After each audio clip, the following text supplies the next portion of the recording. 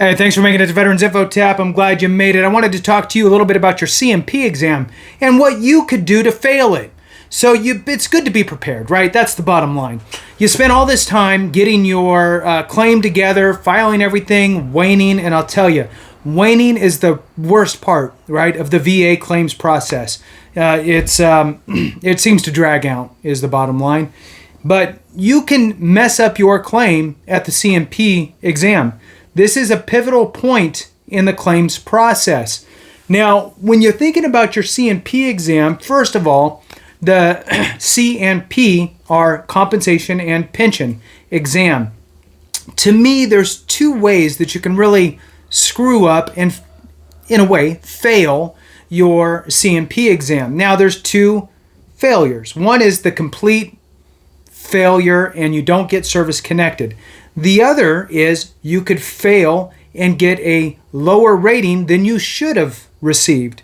So there's two things that can happen here, and I just wanted to kind of talk you through it a little bit, share it with you. I know some people get some anxiety coming up on a C&P exam, especially if it's your first one, because you don't really know what to expect, and it sounds a little bit intimidating until you've done a couple of them, and then you realize they're not really that big of a deal. So with that, let's hit the thumbs up, subscribe, share with a friend, all that good stuff. I appreciate it. If you're not a member, consider joining. It does help out the channel a lot and helps me to find you in the comments. All right, so jumping back into it. C&P exam, compensation and pension exam. This is the exam that the VA does, and in my opinion, right, it's not necessarily trying to diagnose you because you've already provided all of the diagnosis, right? Ideally, with your claim, right? So you file your claim with evidence of your condition, your nexus, your time in service. All of those things should be bundled into your claim, and you file it. Well, what happens is the VA goes, okay, great. You have condition X. It looks like it's going to be service connected because the nexus is there, and we see all of that. So now we, the VA, have to figure out what rating you should be. In some situations, not all, there's multiple ratings that can be assigned for a specific condition. Like, we'll use easy ones. Gastroesophageal reflux disease and migraine. Those are like my favorite ones to always use. So like those two have multiple ratings that can be assigned for that condition. Where, let's say, tinnitus, ringing in the ears, only has one. So it is or it isn't, and you get a 10% rating if you do, and that's it. But for all the other ones that have the multiple ratings that can be assigned, the VA needs to figure out where you land with regard to that specific condition and your severity, so they can assign you the appropriate rating. Is it a perfect world? No. But what the VA is essentially trying to do here is they're trying to have some sort of a method to ensure that everybody that meets X, Y, and Z is assigned this. Everybody else who's assigned, 1, 2, and 3 are assigned this, and so forth. So now what's going to happen is you're going to go through and go through this process with the VA and make sure that you, one, get your service connection, and two, you get the appropriate rating. Now, all of this stuff, I'm going to start off with making sure that you don't completely blow it out of the water and not get a service connection, right? So how can you screw it up so bad to where they don't service connect you if for the most part, if you're going to a C&P exam, they usually already feel as though you're going to be service connected, from what I've seen. Because why are they going to waste time and energy and money doing C&P exams on people who it's clear that it's not service connected, right? Believe me, there's a lot of conditions that are filed where there's just zero proof of service connection, i.e. the nexus primarily. So if they have the evidence they need to supply a service connection, how can you still screw that up? That's an important question. Do you know? Well, let me tell you. Let's say that you're in that C&P exam and they are asking you about when did you first start having these problems with whatever it is, right? Let's say migraines or or even the gastroesophageal reflux disease, GERD, right? So bad heartburn. And let's say that you're a rounder, right? You round things. I round things, right? Oh, it's about $1,000, or it's $2,000, or it's $500, or it was 8 months ago when it was 6 months ago, right? Or it was a year ago when it was 10 months ago, that type of stuff. So if you got out of the military, 15 years ago, for example, you got out 15 years ago, you joined 19 years ago, and you did 4 years. Well, you might just round when you're having conversations with people. You're kind of in a relaxed environment. So, oh wow, you were in the military? Oh yeah. When did you go in? 20 years ago. Okay. Well, if you do that in a C&P exam, and let me give you the example. The doctor says, so when did you first start experiencing migraine headaches or GERD or whatever? And you go, oh yeah, it was around when I joined 20 years ago. Okay, so now that C&P examiner is going to write down 20 years ago. They might not even write down when you joined or after you joined. It might just say 20 years ago. So this month, 20 years ago, was guess what? It was prior to you joining the military, which means what? It's a pre-existing condition, therefore not service connected. And here's the problem. You are the veteran, and you are the patient, and you are the prime source of information. And so now it's coming directly from you that you experienced X prior to joining the military. Now, can you undo it? Sure. It's just a much harder and more difficult and very frustrating situation. And more than likely, you'll probably have to push it to an appeal with the board. And then it could take years.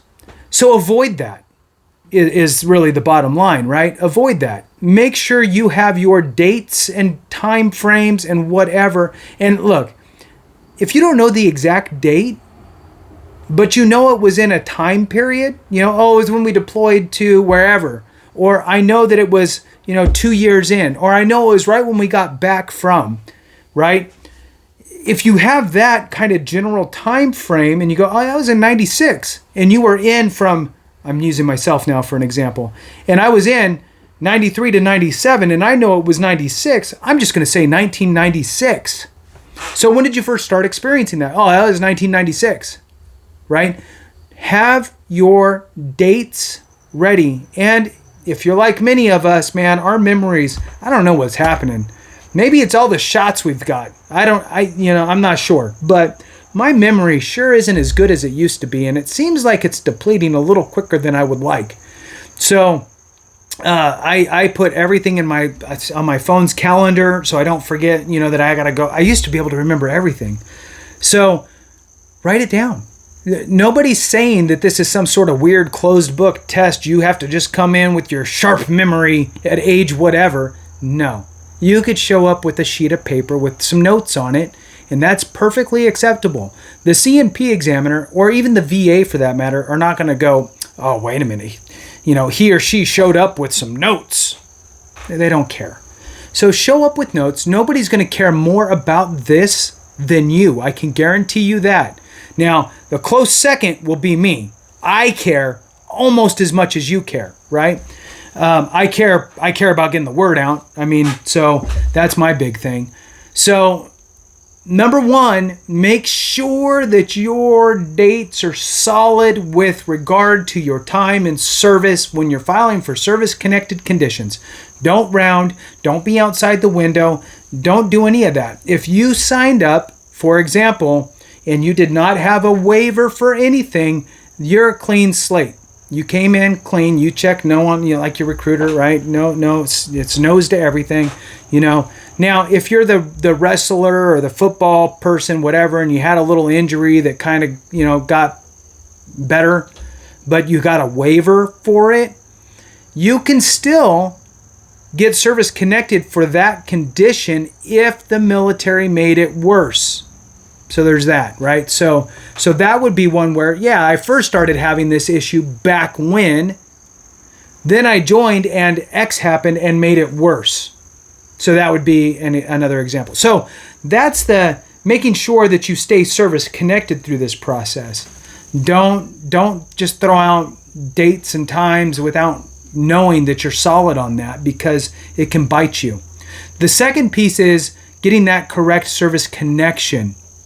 Okay, don't leave any room for the C&P examiner to fill in the blank for you. Don't feel guilty, and don't feel, I guess, it can be a little bit whiny feeling, right? When you're in a C&P exam and they're asking you how bad things are, and you're especially if you're going for the first time, and all of a sudden this is your first time back around a bunch of, all these people served.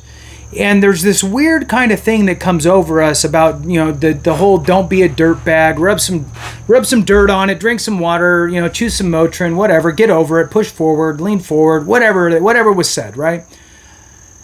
And so all of a sudden being back in an environment that kind of brings back some of those feelings, all of a sudden we're less descriptive and we don't really complain. And we go, it's okay. It's all right. It's not that bad, And maybe you don't even say that. Maybe you just don't put as much emphasis on things. Be truthful and be upfront and call it like it is. And I know some of you don't have a problem with that. This is mostly for, people that are just transitioning out. And you got to shake that old school of thought. Now, the big piece here is coming in, again, prepared. You should absolutely read the schedule of ratings for your conditions. Now, for some of these things, it won't really matter. Like, let's say a back condition. Well, a back condition, you're not really going to have to take notes on that, because they're going to do some tests on, how far can you bend this way without there being pain, or this way. Here's where you just need to be completely 100% honest. And if it hurts a little, you have to say it hurts. Don't go, I can deal with it. I can't deal with it anymore, right? Instead, be hyper aware and be like, when they ask, oh, well, it hurts now. It hurts, it always hurts, right? So you just need to be honest, 100% honest with those range of motion things, right? And be in tune with yourself.